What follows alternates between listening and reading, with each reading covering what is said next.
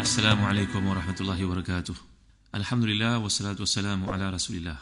Innal hamdalillah nahmaduhu wa nasta'inuhu wa nastahdihi wa nastaghfiruh wa natubu ilaihi wa natawakkalu alaihi wa na'udzu billahi min shururi anfusina wa sayyiati a'malina. May yahdihillahu fala mudilla lahu wa may yudlil fala hadiya lahu. Allahumma salli wa sallim wa barik ala Muhammad wa ala ali Muhammad kama sallaita wa sallamta wa barakta ala Ibrahim wa ala ali Ibrahim fil alamin innaka Hamidum Majid. Amma ba'd.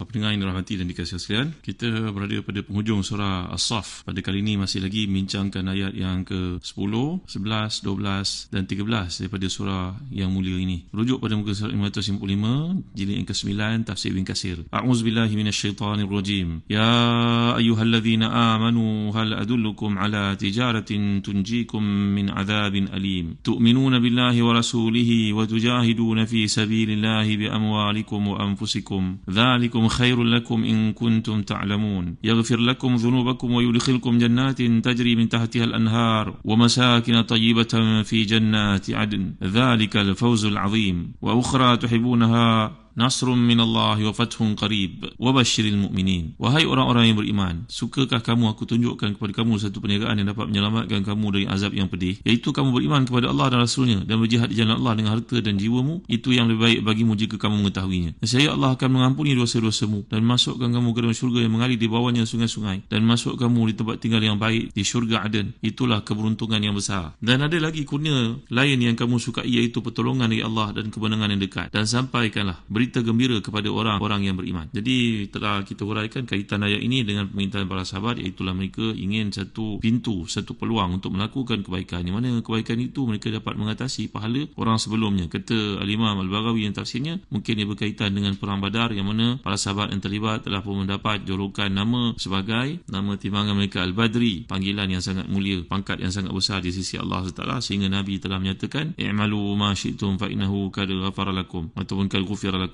Wahai sekalian ahli Badar, buat apa saja yang kamu inginkan kerana dosa kamu telah diampunkan. Bukanlah hadis ini bermaksud membenarkan mereka buat maksiat, bukan, tapi nak menunjukkan tingginya pangkat golongan Badri ini yang telah pun mendapat keutamaan pangkat itu dan juga mendapat nilai ibadah jihad yang sangat besar di sisi Allah Subhanahu Wa Taala. Satu perkara di kalangan mukminin menunjukkan semangat perlombaan yang ada dalam diri mereka untuk melebihi orang lain. Ini satu sikap ataupun kualiti yang sangat baik. Tapi ada di kalangan mereka yang bertanya demikian, tapi bila sampai perintahnya telah meninggalkan perkara tersebut. Samalah seperti yang berlaku dalam kisah berkaitan dengan putusan Nabi Bani Israel, yang mana mereka minta kepada Nabi mereka supaya ditunjukkan satu peluang jihad, tapi bila diberikan peluang itu mereka meninggalkannya. Alam tara ilal mala'in Bani Israel min ba'di Musa idh qalu li nabiyyin lahum ib'ath lana malikan nuqatil fi sabilillah. Bila dibangkitkan Talut untuk melawan Jalut, maka mereka menolak. Padahal Talut telah diberikan keutamaan di sisi Allah. Wa zadahu basatan fil ilmi wal jism. Allah beri keutamaan kepada Talut, iaitu kelebihan tubuh badan yang kuat dan juga ilmu, pun mereka tolak. Maka ini ada sikap di kalangan kaum munafikun yang berakhir dengan menarik diri daripada perangan Uhud bila ia difardukan, dan itulah yang berlaku tempelak daripada Allah terhadap golongan yang bersifat demikian. Saya juga telah huraikan kepada tuan-tuan betapa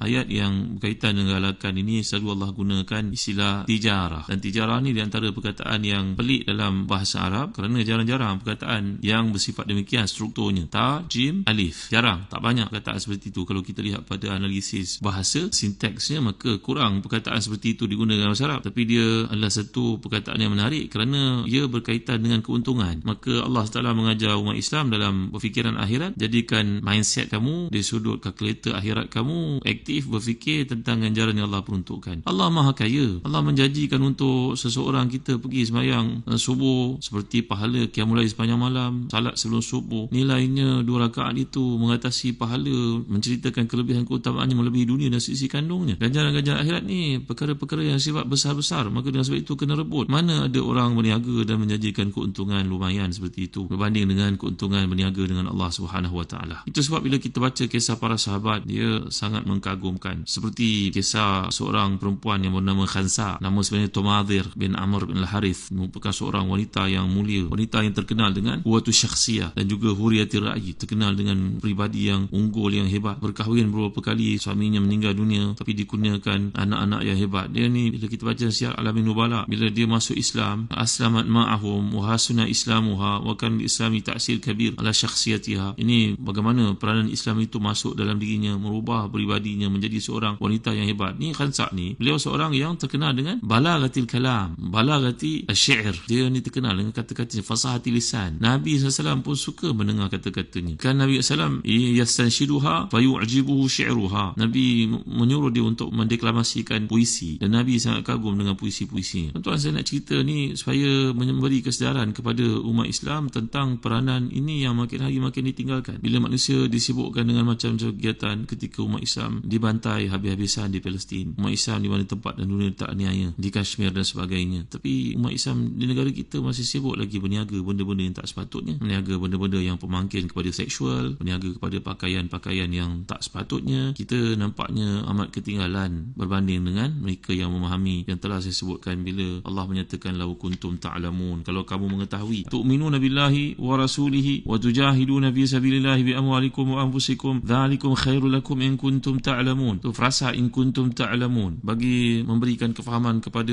mereka untuk mereka mengetahui bahawa orang yang tidak ambil peduli ni adalah orang yang tidak faham, orang jahil, orang bodoh, orang rugi sebenarnya. Jadi saya bawakan kepada tuan-tuan kisah bila datang seruan untuk peperangan pada masa itu, maka Khansa ini tanpa berlengah lagi telah menyuruh anak-anaknya untuk pergi. Wa qabla ma'arakatil Qadisiyah jama'at auladahal arba'ah wa hathathum al-qitali wal jihad fi sabilillah. Ini Khansa ni, wanita yang mulia bernama Tumadir ini, mengumpulkan anak-anaknya dan memberi semangat jihad kepada mereka, berkata, wahai anak-anakku sekalian, ingat baik pesan ibu bahawa ma khuntu abakum, aku merupakan seorang wanita mulia, aku tak pernah khianat pada bapa kamu. Anak-anaknya itu mempunyai bapa berbeza-beza, tapi dialah ibu mereka. Wala fadhahtu khalakum, aku tak pernah pun membuat apa-apa perkara skandal yang memalukan terhadap keluarga kita, mertua aku, pada keluarga kamu. Aku tidak pernah menghina hasabakum, keturunan kamu, kemuliaan kamu. Wala ghayartu nasabakum, aku tak pernah tukar nama nasab kamu. Wa ta'lamuna ma a'adallahu lil muslimina min thawabil jazili fi harbil kafirin wa a'lamu anna ad-daral baqiyata khairun min ad-daril faniyah. Kata-katanya yang sangat hebat. Wahai anak-anak sekalian, ibu pesan pada kamu ya, bahawa kehidupan dunia ni hebat macam mana pun takkan menyamai setitik nikmat dekat akhirat tu. Maka dia bacakan ayat untuk anak-anaknya, surah Ali Imran. A'udzubillahi minasyaitanirrajim. Ya ayyuhalladzina amanu sabiru wa sabiru wa rabitu wattaqullaha la'allakum tuflihun. Ayat terakhir pada surah Ali Imran, ayat ke-200. Wahai orang beriman, berimanlah kepada Allah, sabarlah dan kuatkan kesabaran kamu, dan berjihad di jalan Allah, dan takutlah kamu kepada Allah supaya kamu beroleh kemenangan. Maka wahai anak-anak sekalian, ibu nak kamu pergi berjihad. Pergilah, ughdu ila qitali aduikum mustabsirin. Pergilah kepada musuh kamu dalam keadaan buka pintu hati kamu, yakini akhirat itu, lupakan segala nikmat dunia. Wabillahi ala a'dahi mustansirin. Minta tolong kepada Allah Subhanahu Wa Taala. Tuan-tuan dimuliakan Allah sekalian, kembali berita kepada Khansa selepas perang Qadisiyah ini, balaghaha naba ustishhadi auladihal arba'ah. Sampai berita kepada Khansa ni tuan-tuan, berita kesyahidan keempat-empat anak lelakinya. Dulu masa dia jahiliah, ketika kematian suami, ketika kematian saudara, dia punya ritha, dia ada satu syair dalam bahasa Arab ni, kalau kita belajar, ada fannu ritha, maknanya satu bentuk kesenian dari sudut menangisi kematian. Dia punya syair tu punya indahnya dikaji orang, bagaimana dia begitu marah kepada pembunuh saudaranya sampai dia hafal orang, syairnya begitu indah. Tapi sekarang empat-empat anaknya mati syahid. Apa dia kata tuan? Dengan bangganya dia bersujud syukur dan berkata, wallahi inni as'aluka an yajma'ani ma'hum fi mustaqar rahmatih. Ya Allah ya Tuhanku, aku minta syafaat kepadamu dengan kewafatan keempat-empat anakku sebagai syuhada, supaya aku dapat berhimpun bersama mereka dalam ketapan rahmatmu di akhirat. Tengok tuan-tuan, ini adalah seorang wanita yang mulia yang akhirnya mati pada zaman pemerintahan Uthman bin Affan radhiyallahu anhu, kira-kira pada tahun 24 Hijriah. Cerita-cerita macam ni kita kena baca supaya umat Islam diberi kesedaran dan jangan tidur dan jangan sibuk dengan benda-benda bersifat melalaikan ketika saudara-saudara Islam mereka sedang disembelih, dianiaya, dibantai habis-habisan. Ketika orang satu dunia sibuk masuk Islam, berjuang, berjalan berkilometer untuk mengetahui Islam, seperti berlaku di Amerika, seorang budak muda berjalan lebih pada 10 km untuk sampai ke masjid terdekat kerana dalam hatinya penuh dengan contradiction. Dia tidak faham tentang agamanya, maka dia mencari kebenaran dan jumpa dengan Islam. Menangis orang mendengarnya tuan-tuan, jalan berkilometer. Cerita-cerita seperti ini kita kena tanam pada jiwa umat Islam, bukan menjual benda-benda yang pelik-pelik dan membuang masa pada perkara-perkara yang sia-sia, melangok, menceritakan perkara-perkara hiburan. Maka ini umat Islam adalah umat jiddiyah, umat yang bersifat dengan serius. Apa mereka buat itu memang kerana Allah. Berniaga tidak salah, tapi berniaga yang mendekatkan diri kita kepada Allah dengan harta yang halal, mengajak orang kepada kebaikan. Jadi dapat kita lihat bagaimana hebatnya Fi Khansa tatajalla suratul umumah ala wajhiha as-sahih sahih. Ini bagaimana bezanya selepas dan juga sebelum Islam. Inilah yang Allah nyatakan surah An-Nisa. A'udzubillahi minasyaitonirrajim. Fasalihatu qanitatun hafizatu lil-ghaibi bima hafizallah. Inilah dia wanita salihah yang tunduk, yang menjaga maruah dirinya sama ada di hadapan ataupun di belakang dalam keadaan mengharapkan ridha Allah Subhanahu wa taala. Dan tentu pernah dengar tak kisah seorang wanita yang mulia bernama Atikah. Atikah ni yang menjadi janda kepada 4 orang syuhada. Lam yatazawwajha rajulun min sahabati illa kanat nihayatu syahada. Sampai ada dikatakan Sayyidina Umar Khattab radhiyallahu anhu, wallahu alam, ada mengatakan Sayyidina Umar berkata, "Man arada syahadata falyatazawwaj bi Atikah." Siapa yang nak mati syahid, kahwinlah dengan wanita bernama Atikah ini. Atikah ni seorang perempuan yang sangat cantik tuan-tuan, sangat jelita. Perkahwinan pertamanya adalah bersama dengan Abdullah bin Abi Bakar radhiyallahu anhu. Ini Abdullah bin Abu Bakar ni kita semua tahu peranan besarnya dalam penghijrahan Nabi SAW ke Madinah. Ni anak Abu Bakar, ni Abdullah bin Abi Bakar, anak sulung kepada kepada Abu Bakar. Ni Abdullah bin Abi Bakar ini berkahwin dengan wanita yang hebat, yang mulia, yang cantik, yang bertakwa, namanya Atikah. Atikah bin Zaid bin Amr bin Nufail. Kisah abangnya iaitu Sa'id bin Zaid, iaitu suami kepada Fatimah. Sa'id bin Zaid adalah sepupu pada Umar Khattab radhiyallahu an. Dan kisah yang sampai kepada kita seperti diriwayatkan dalam beberapa kitab hadis keislaman Sayyidina Umar berkaitan dengan apa yang disaksikan di rumah adiknya Fatimah binti Khattab dengan suaminya Sa'id bin Zaid itu. Jadi Atikah bin Zaid ini adalah adik kepada Sa'id bin Zaid yang merupakan iparnya Sayyidina Umar Khattab radhiyallahu an. Jadi Atikah binti Zaid bin Amr adalah saudara perempuan kepada seorang lelaki yang mulia, Sa'id bin Zaid, yang merupakan ahad al-ashara al-mubasysyirin bil jannah. 10 orang sahabat yang mula-mula masuk syurga, seorang daripadanya bernama Sa'id bin Zaid. Kisah perkahwinan Atikah dengan Abdullah bin Abi Bakar ni sangat menarik, sehingga diriwayatkan bahawa pernah Abdullah bin Abi Bakar tidak hadir sembahyang berjemaah, bukan sembahyang Jumaat ya, tidak hadir sembahyang berjemaah kerana beliau berada bersama isinya Atikah. Ialah dia begitu rapat dengan isinya Atikah. Ini perkara berkaitan dengan perkahwinan, maka si Abdullah bin Abi Bakar tidak hadir sembahyang berjemaah. Sayyidina Abu Bakar melihat puteranya Abdullah masih lagi di rumah. Jadi Abdullah bin Abi Bakar ni tidak pergi sembahyang berjemaah, menyebabkan Sayyidina Abu Bakar sangat marah. Lalu berkata kepada puteranya Abdullah itu, "Kalau beginilah keadaan kamu berkahwin, melalaikan kamu daripada Allah, ceraikan kamu akan isi kamu itu." Ini perintah seorang siddiq. Maka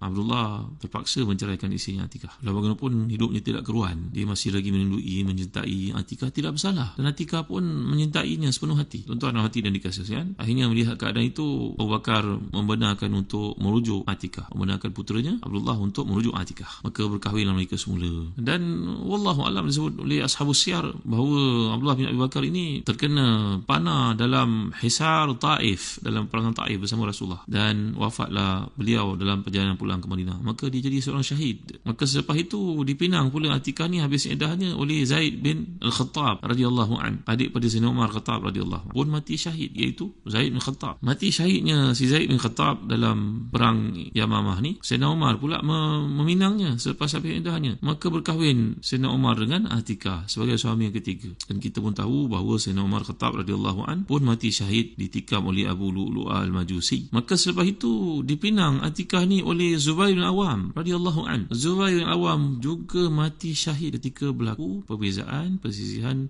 politik pada masa Sayyidina Ali karamallahu wajhah dengan Sayyidina Muawiyah radhiyallahu an. Maka kesemua suami yang berkahwin dengannya mati syahid. Maka benarlah kata-kata yang telah menyebutkan bahawa man arada syahadata falyatazawwaj bi Atikah. Siapa yang nak mati syahid, maka berkahwinlah dengan Atikah, wanita yang cantik jelita ini, yang mulia ini. Tujuan saya bawa kisah ini tuan supaya kita faham introduction kepada jihad ini, kedudukan, kemuliaan orang beriman. Ada satu peringatan daripada Nabi kita SAW terhadap bahaya bila meninggalkan jihad ini. Lau taraktumul jihada fi sabilillah. Apa akibatnya? Nanti saya akan huraikan dalam kuliah akan datang. Bila seorang meninggalkan jihad, maka dia akan ditimpa penghinaan. Beri kesedaran selalu kepada orang keliling kita, anak-anak umat Islam, siapa sahaja jika kita di bawah naungan kita, tentang memahami jihad dalam konteks masa yang perlu ada disuburkan. Bukan berarti kita mengangkat senjata bunuh orang bukan Islam dengan sewenang-wenangnya, bukan begitu maksudnya. Tetapi izzah, kemuliaan yang disebut di awal ayat ini, wahwal azizul hakim, kemuliaan yang berpaksikan kepada hikmah yang perlu kita tanam selalu dalam konteks kehidupan kita. Wallahu a'lam wa sallallahu ala sayyidina Muhammad wa ala alihi wa sahbihi wa baraka wa sallam. Walhamdulillahi rabbil alamin wa barakallahu fikum. Wassalamu alaikum warahmatullahi wabarakatuh.